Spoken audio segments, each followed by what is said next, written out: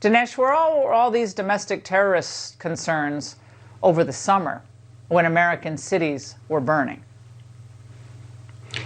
They didn't exist at that point because I think the Democrats felt at that point that they needed a kind of paramilitary wing to agitate against Trump. And they had to do it at every level. And they had to kind of say that Trump was presiding over all the social unrest that they could then try to blame on him or his administration.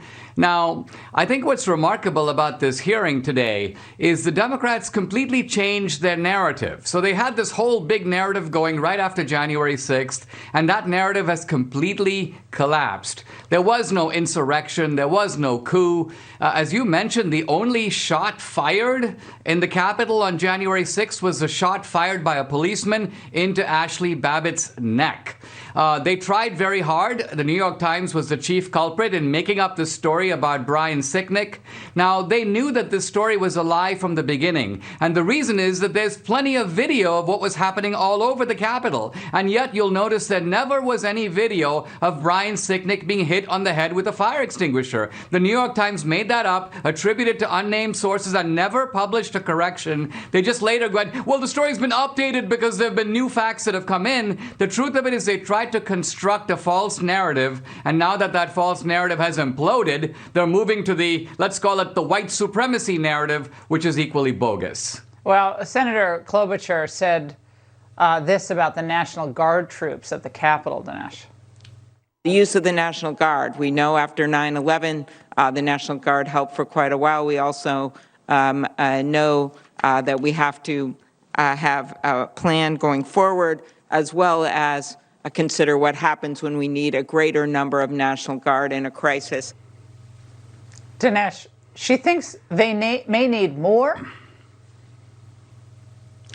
9/11 was a military campaign planned in Afghanistan and Saudi Arabia and elsewhere, an attack on U.S. soil by people who saw themselves as professional soldiers. There's no comparison between that and what happened on January 6th.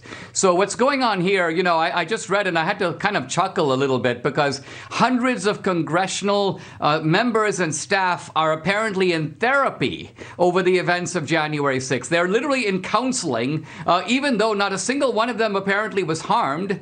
So what you have here is the attempt to gin up, to create a wartime scenario with media propaganda, that sort of wartime propaganda to go along with it. Even during the impeachment, we saw all those concocted videos by the Democrats making this look like it was a scene out of Braveheart. But you had to doctor the videos to create the impression, because in reality, this was a bunch of rowdy people walking through hallways. Well, and as you wrote about all those years ago with Obama, I mean, the Democrats had no trouble making excuses for Bill Ayers and the Weather Underground. I mean, real domestic terrorists.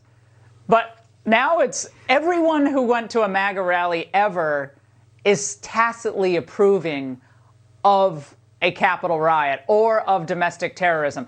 They're trying to frighten people away from future rallies, maybe Trump rallies, maybe other types of rallies. I think that it's as much about 2022, Dinesh, and 2024 as anything else. I don't think they think there's a real threat of another insurrection. I don't think Biden thinks that. I think this is all political, and it's a disgusting abuse of U.S. tax dollars, and it's a disgusting infringement of American liberties. Close it out. Well, it's really the threat that they fear is the threat of Trump. I mean, Trump is literally like the exorcist. He walks in there with holy water, and these guys are like, whoa! I mean, they've got this absolute terror that this guy will be back in 2024, and he'll be back before the American voters, and the American voters may go for him. They are determined to make sure that does not happen, and all of this rigmarole and all of this circus is aimed at preventing that single fact from becoming a reality. Now, Dinesh, and by the way, the damage that was done at the Capitol, that Bloomberg had a piece about how there's $25,000 worth of damage to art, which is terrible. We don't want any damage to any art.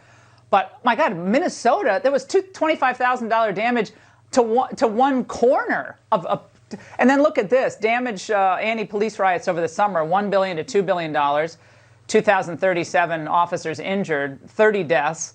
Capitol riots, more than 50 officers injured, 5 deaths. I mean, it's all bad, but don't try to compare what happened over the summer or Oklahoma City with this riot at the Capitol. It's just ridiculous. Objectively, subjectively, it's ridiculous.